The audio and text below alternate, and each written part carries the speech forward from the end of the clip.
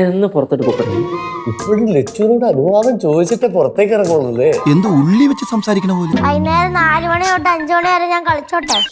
ഇവരെപ്പോഴും ഇങ്ങനെയാണോ ലച്ചു? ഇടയ്ക്കിടയ്ക്ക് ഞാനും കനകവും കൂടെ ഒന്ന് പടവലത്തോട്ട് പോയിട്ട് വരട്ടെ, എന്നിട്ട് 2 ദിവസം അവിടെ നിന്ന് നിന്നോട്ടെ. ചേച്ചി പോകണ്ടെന്ന് പറഞ്ഞാൽ പോകുന്നില്ല. ഇവിടെ ലച്ചു ഒരു മഹാസംഭവമാണല്ലേ. இங்க எல்லா விஷயமும் லெச்சு கிட்ட கேட்டுதான் எல்லாரும் செய்வாங்க. പെൺപിള്ളേരായി ഇങ്ങനെ വേണം.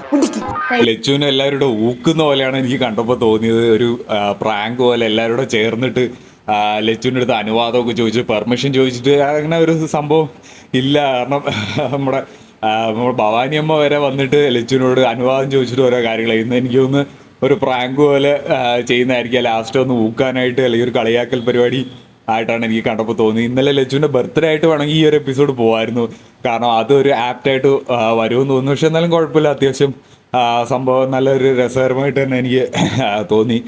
സിദ്ധുവിന് വേണ്ടിയിട്ട് വെയിറ്റിംഗ് ആണ്. സിദ്ധുവിൻ്റെ ലച്ചുവിൻ്റെ ആ ഒരു കോംബോ ആയി. ലച്ചുവിൻ്റെ ഈ ഒരു ലുക്കിൽ നമ്മൾ അന്നേ ആഗ്രഹിച്ചായിരുന്നു ലച്ചുവിൻ്റെ ഈ ഒരു സിന്ദൂരമൊക്കെ ഇട്ട ഒരു ലുക്ക്, അല്ലെങ്കിൽ ഒരു ഭാര്യയുടെ ആ ഒരു ലുക്ക് സിദ്ധുവായിട്ട് കിട്ടിയിരുന്നെങ്കിൽ. പക്ഷെ അത് നമുക്ക് അന്ന് കിട്ടിയിട്ടില്ല. പക്ഷെ ഇപ്പം എല്ലാം ലച്ചു ആ ലുക്കിൽ വന്നു. പക്ഷെ സിദ്ധു ഇപ്പം ഇല്ല. എന്തായാലും സിദ്ധു ഉടനെ തന്നെ നമുക്ക് തിരിച്ചു വരും എന്നുള്ളൊരു പ്രതീക്ഷ ഉണ്ട്. നമ്മളെല്ലാവരും കമൻറ്റ് ചെയ്യുക. സിദ്ധു ലച്ചുവിൻ്റെ കോംബോ കാണാനായിട്ട് നമുക്ക് എല്ലാവർക്കും ആഗ്രഹമുണ്ട്.